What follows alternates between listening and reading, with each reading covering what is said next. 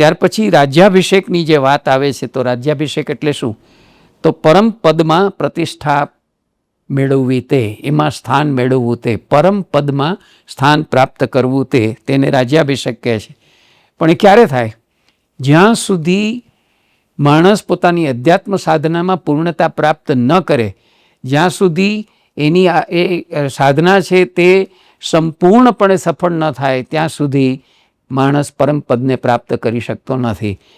તો એમાં વિઘ્ન સૌથી મોટું કયું હોય છે? માણસની આધ્યાત્મિક સાધનામાં સૌથી મોટું વિઘ્ન હોય છે તે એના અહંકારનું હોય છે. સાધક પોતાની સાધનામાં જો ગબડી પડે છે, નિષ્ઠાવાન હોય, સક્ષમ હોય, સચેત હોય, અને છતાંય અમુક કોટીએ માણસ પોતાના અહમને કારણે, સૂક્ષ્મ અહમને કારણે પણ પોતાની સાધનામાંથી પતનને પામી જાય છે. તો ક્યારેય માણસ પતનપ્રૂફ નથી હોતો જો એ સાવધ ન રહે, સાવચેત ન રહે અને અહમ ઉપર પોતાનું જો કાબૂ ન રાખી શકે, અહમનું વિગલન ન કરી શકે, અહમને નિર્મૂલન ન કરી શકે, તો એ ક્યારેય પોતાનું પદ પ્રતિષ્ઠા પ્રાપ્ત કરી શકતા નથી. તો અહંકારનું વિલીનીકરણ થાય એ પહેલાં આત્મરામ છે તે પરમ પદને પ્રાપ્ત ન કરી શકે. શા માટે રામને રાજગાદી ન મળી? રામને વનવાસ મળ્યો, રામને રાવણ સાથે મોટું યુદ્ધ ખેલવું પડ્યું. જ્યાં રાજગાદી મળવાની હતી ત્યાં 14 વર્ષનો વનવાસ આવી ગયો. આવું બધું શું કામ બન્યું? એની પાછળનો અર્થ એ છે કે એક અધ્યાત્મ સાધક રૂપે એમની સાધનામાં જ્યાં સુધી અહંકાર ઉપર એ વિજય ન મેળવે ત્યાં સુધી પરમપદ એવા પરમ સિંહાસન સુધી એ પહોંચી ન શકે અને એની ઉપર એ બેસી ન શકે.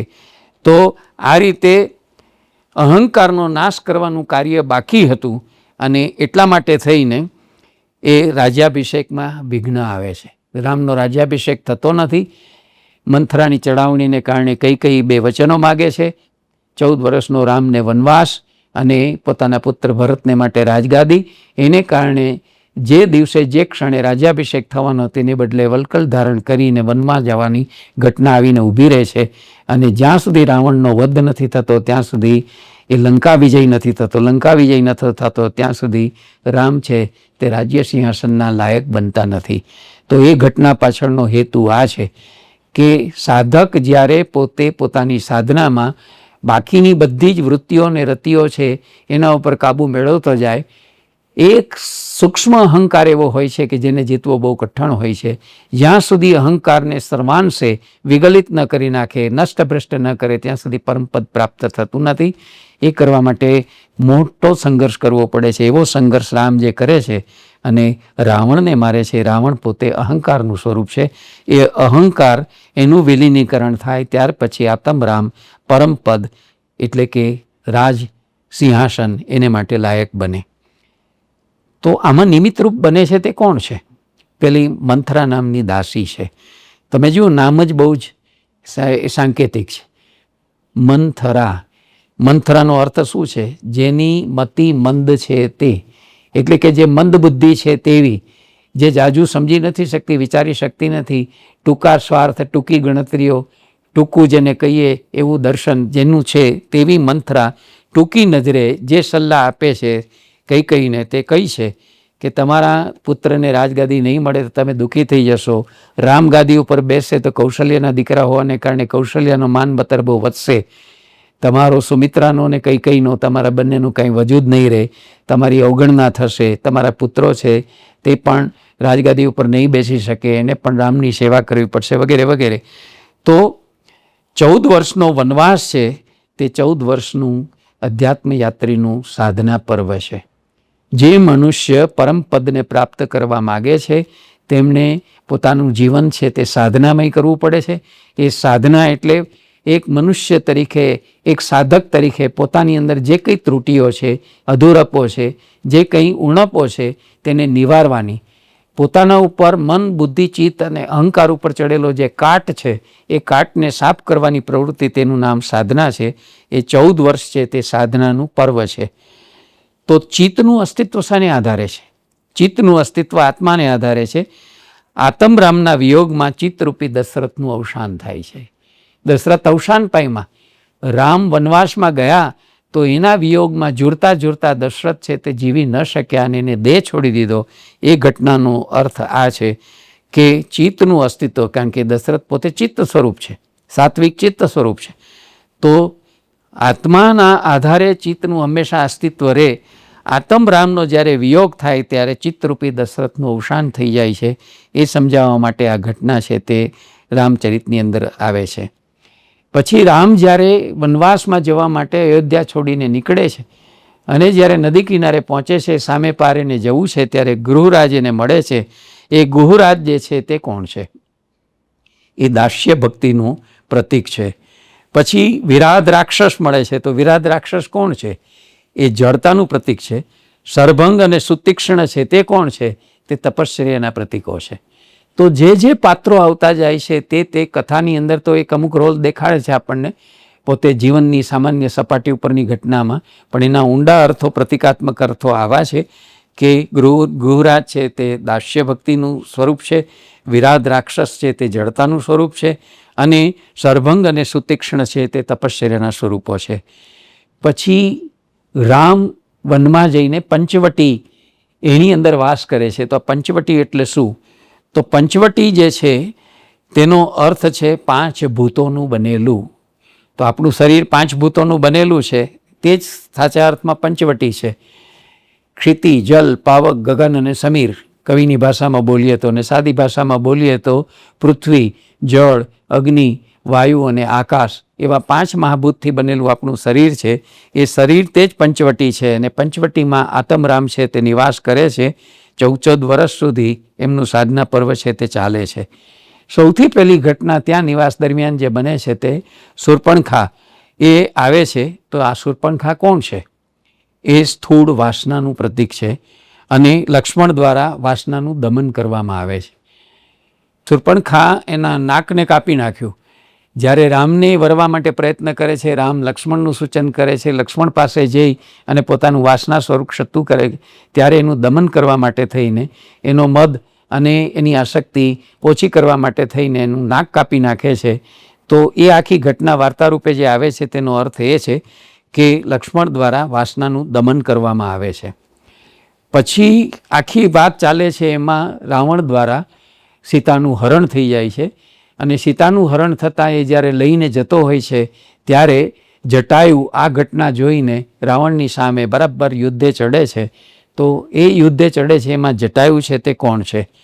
તો જટાયુ એ બીજું કશું જ નથી, એ આત્મસમર્પણનું પ્રતીક છે.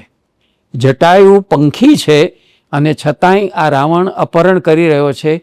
આ અયોગ્ય ઘટના છે, તો એની સામે મુકાબલો થવો જોઈએ, અને એક સ્ત્રીનું એના શીલ અને સૌંદર્યનું રક્ષણ થવું જોઈએ, એના સતીત્વનું રક્ષણ થવું જોઈએ, એમ સમજીને જટાયુ પોતાની જાનના ભોગે પણ એની સાથે યુદ્ધ કરી અને મોત વહોરી લે છે. એ આત્મસમર્પણનું પ્રતીક છે. સબરીની જે આખી વાત રામાયણની અંદર આવે છે કે ચિરકાળ સુધી આજ રામ આવશે, કાલ આવશે, એમ કરતાં કરતાં જે દીર્ઘકાળથી એ પ્રતીક્ષા કરી રહી છે, તો એ શ્રદ્ધા, ધૈર્ય અને પ્રેમ લક્ષણાનું પ્રતીક છે. મેરે રામ આયેંગે, મેરે રામ આયેંગે, તો એવી ચીર પ્રતીક્ષા છે તે પ્રેમ લક્ષણા અને શ્રદ્ધાનું પ્રતીક છે, ભક્તિનું પ્રતીક છે. જટાયુ જે રીતે આત્મસમર્પણનું પ્રતીક છે, તેવી રીતે આ જે સબરી છે તે આવી અનંત શ્રદ્ધાનું પ્રતીક છે. તો હનુમાનજી કોણ છે? જેને હનુમાનજી રૂપે આપણે કથામાં વાંચીએ છીએ, તે શરીરમાં રહેલો મુખ્ય પ્રાણ અથવા શરીરમાં રહેલો જીવન શક્તિનો ભાવ છે. જેવો આત્માનો પ્રાણ સાથે સંબંધ હોય છે, તેવો રામનો હનુમાન સાથેનો સંબંધ છે. રામ અને હનુમાન એકબીજા વિના રહી નથી શકતા. તો હનુમાન કોણ છે? હનુમાન છે તે આવી જીવન શક્તિરૂપ પ્રાણ છે. આત્માનો સીધો સંબંધ પ્રાણની સાથે હોય છે, એટલે હનુમાનનો સીધો સંબંધ રામની સાથે છે. પછી વાલી અને સુગ્રીવની આખી વાત આવે છે. તો આ વાલી અને સુગ્રીવ કોણ છે? 2 ભાઈઓની જે કથા આવે છે, એ ઉદાન અને અપાન એવા જે આપણા પ્રાણના રૂપો છે તેના પ્રતીકો છે.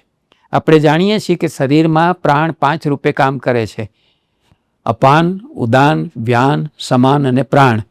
તો પ્રાણ છે તે આપણો ઉપરની જે આપણી જે કર્મેન્દ્રિયો છે, દશેન્દ્રિયો, જ્ઞાનેન્દ્રિયો 5 અને 5 કર્મેન્દ્રિયો, એવી દશેન્દ્રિયો આપણા ઉપરના ભાગમાં છે, એ બધું પ્રાણથી સંચાલિત છે.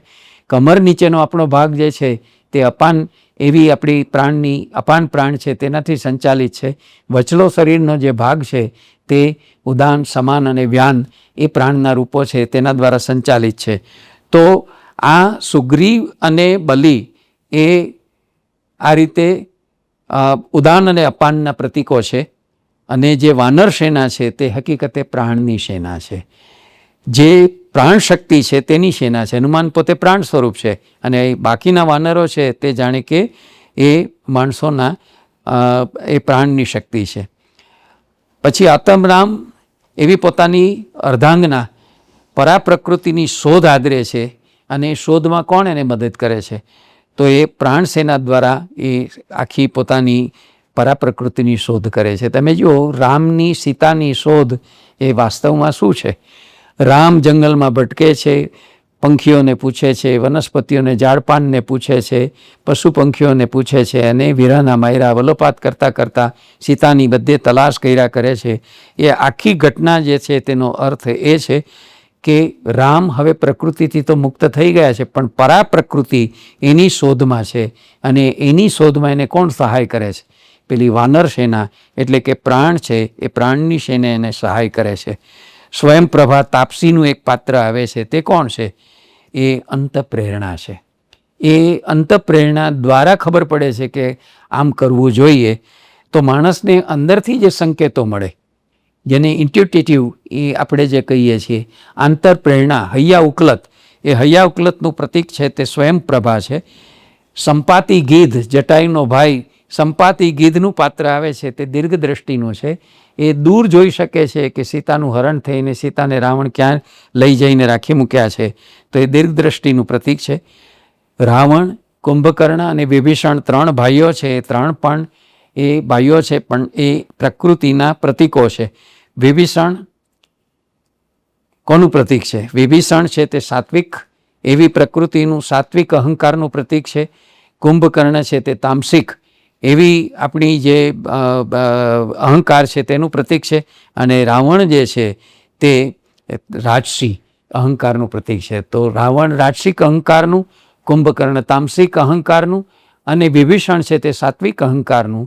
તો પહેલાં બે અહંકાર છે એનો નાશ થાય છે. તમે જુઓ રાવણ અને કુંભકર્ણનો, પણ જે સાત્વિક એવો જે અહંકાર છે તેનો જય જયકાર થાય છે અને રાવણનો વધ કરી અને વિભીષણને રાજગાદી લંકાની સોંપવામાં આવે છે. એનો અર્થ એ છે કે રાજસી અને તામસી ગુણોનો પરાજય કરી સાત્વિકતાનો વિજય થાય છે અને સાત્વિકતા પરમપદને પામે છે.